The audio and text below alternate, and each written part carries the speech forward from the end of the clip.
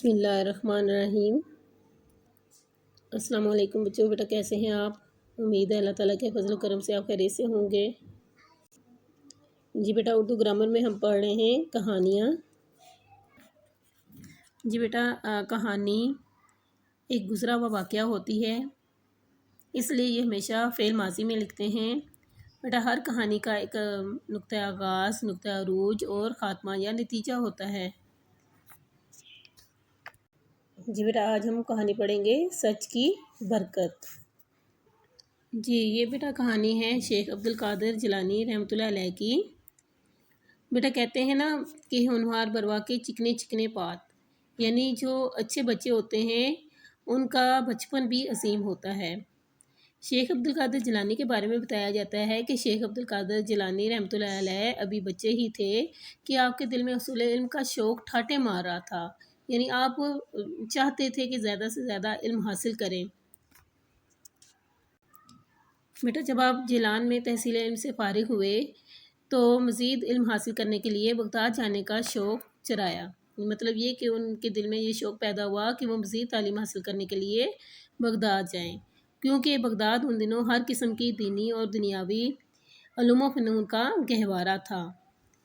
لیکن بغداد پہنچے تو کیونکہ چھوٹے تھے، سفر جو ہے وہ بہت لمبا تھا، خطرناک راستے تھے، قدم قدم پر ڈاکوؤں کا خوف تھا۔ لیکن اگر طلب سچی ہو تو اللہ تعالیٰ اسباب پیدا کر دیتے ہیں۔ انہی دنوں ایک قافلہ بغداد جا رہا تھا۔ شیخ عبدالقادر جیلانی صاحب اپنی والدہ کے سامنے مچل گئے کہ میں تو علم حاصل کرنے کے لیے اس قافلے کے ساتھ بغداد ضرور جاؤں گا۔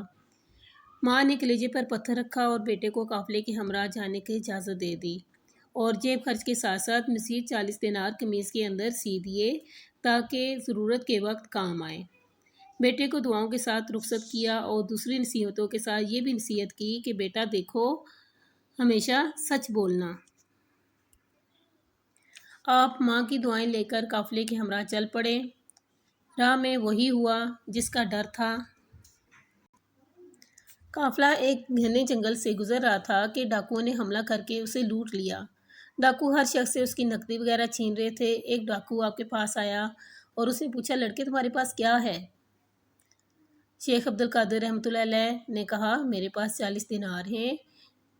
ڈاکو کہنے لگا، چھوٹا سا لڑکا اور 40 دینار؟ تم مذاق کر رہے ہو؟ ایک اور ڈاکو نے آپ سے پوچھا، آپ نے اسے بھی یہی جواب دیا۔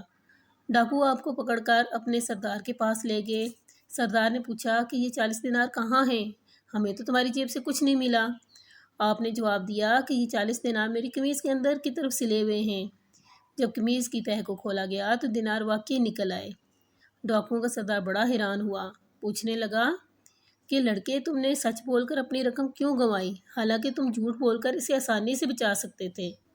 شیخ عبدالقادر جیلانی نے جواب دیا، جب آپ نے پوچھا تو میں جھوٹ کیسے بول سکتا تھا، جبکہ میری ماں نے مجھے نصیحت کی تھی کہ بیٹا ہر حال میں سچ بولنا۔ یہ سننا تھا کہ ڈاکوؤں کا سردار شرم سے پانی پانی ہو گیا۔ اسے فوراً خیال آیا کہ یہ بچہ کتنا اچھا ہے، اپنی ماں کا اتنا فرما بردار، اور میں کتنا برا ہوں، اپنے اللہ کا نافرمان ہوں، ڈاکے ڈالتا ہوں، لوگوں کو ستاتا ہوں۔ اس خیال کا آنا ہی تھا کہ اس نے لوٹا ہوا تمام مال قافلے والوں کو واپس کر دیا اور اپنے ساتھیوں سمیت آئندہ کے لیے توبہ کر لی، ڈاکہ ڈالنا چھوڑ دیا، اور سب پکے اور سچے مسلمانوں کی طرح رزق حلال سے اپنا پیٹ بھرنے لگے۔ جی بیٹا، اس کہانی سے ہمیں یہ سبق حاصل ہوا، اخلاقی سبق حاصل ہوا کہ سچ میں بڑی برکت ہے، یعنی جب آپ سچ بولیں گے تو ہمیشہ کامیابی آپ کے قدم چومے گی۔ جی بیٹا، آج ہم نے کہانی کی سچ کی برکت، یہ بیٹا آپ نے اچھے طریقے سے یاد کرنی ہے۔ اللہ حافظ۔